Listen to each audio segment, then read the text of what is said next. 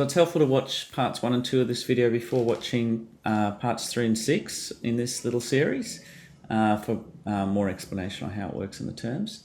So the first sample we have here is granite containing biotite, sometimes referred to as black mica. It shows relief. You can see on the plain polarized light on the left, it changes color, so that's pleochroism. And the diagnostic feature is on the right on the cross-polarized, and it's the texture. It has something that they call bird's eye extinction, which represents the texture of maple wood.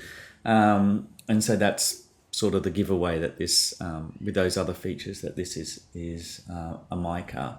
And you can see some high order colors. You can see other sort of shades of red and pink and green and stuff. So the high order colors aren't super obvious in this one, but they're there.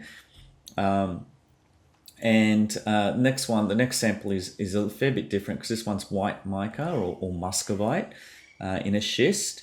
So this one's a metamorphic rock now.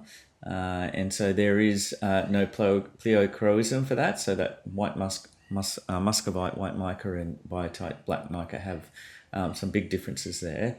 But you can see the very high order colors, and so that's how you tell the difference between the two, the white and the black muscovite. So more information, go to Professor Matt Kohn's, the links in the description, biotite muscovite tutorials, and that's for a bit of an extension for uni students, not for high school.